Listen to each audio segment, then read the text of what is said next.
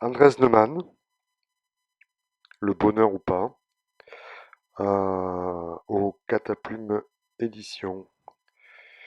La nouvelle s'appelle La baignoire et elle débute à la page 38.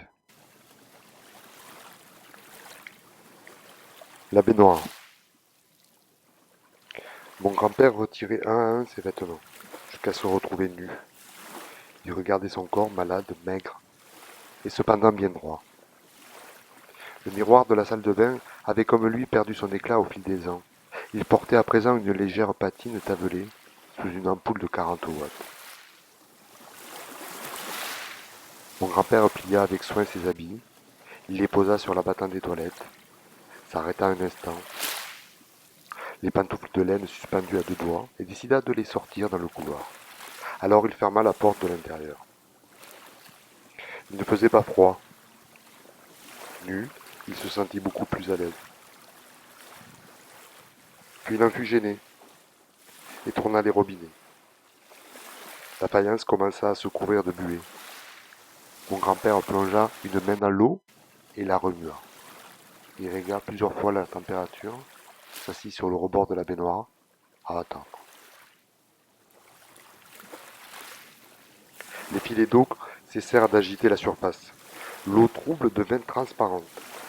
Avec lenteur, mon grand-père introduisit un pied, puis l'autre. Il chercha un contact tiède avec ses fesses. Il se retrouva assis dans l'eau, les genoux fléchis et les bras autour des jambes. Il soupira. De lointains épisodes affluaient vers sa mémoire. Un enfant en culotte courte, à bicyclette, qui livre du pain. Une dame obèse, prostrée sur un grabat, qui lui donne des instructions et exige son petit déjeuner. Un grand monsieur blond, vaguement étranger, qui lui caresse les cheveux sur un quai de port. Un gigantesque paquebot rouge, blanc et noir, qui s'éloigne de sa vue. La campagne verdoyante, ouverte, et une maison sans cheminée. La petite bibliothèque, que je nomme tout droit consulter la nuit, au milieu des cris de la dame obèse. Un enterrement désert. Un cercueil énorme.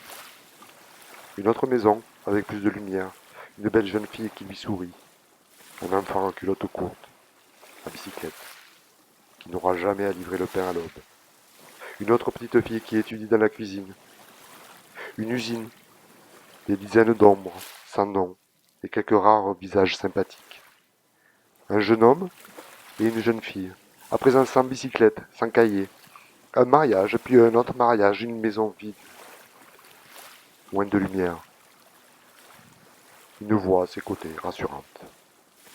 Les mêmes promenades des mêmes matins. Une paix aigre-douce. Le cabinet de consultation d'une clinique. Un médecin qui dit n'importe quoi.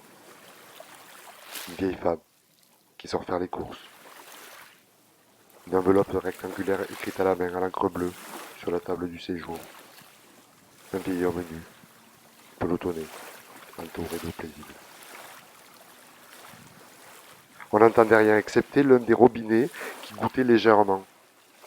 Goutte après goutte, il compta jusqu'à 10, jusqu'à 20, 30. Il en compta 50, atteint les 100 gouttes. Il fit le nœud de ses bras et saisissant sa tête, il se pencha en arrière jusqu'à ce que son dos touche le marbre du fond. Sous l'eau, au milieu de reflets troubles, mon grand-père serra fort les lèvres pour ne pas laisser échapper l'air et il s'obligea à rester immobile. Mais alors, quelque chose d'imprévu arriva, quelque chose que j'ai imaginé. Soudain, mon grand-père se redressa avec énergie et se mit à haleter. Il avait le visage défait, les yeux gonflés et les cheveux en méduse, mais il respirait encore. Cette fois, aucune image ne lui vint à l'esprit. Il était tout seul avec l'eau, les robinets, la faïence, la baignoire, la vapeur d'eau, le miroir et son corps nu. Je sais qu'à ce moment, haletant et seul, mon grand-père dut esquisser un léger sourire et éprouver une dernière sensation de bien-être. Alors seulement, il serra de nouveau, lèvres et paupières, se pencha en arrière jusqu'à sentir le contact du marbre. Et mon grand-père, c'est ça d'être mon grand-père.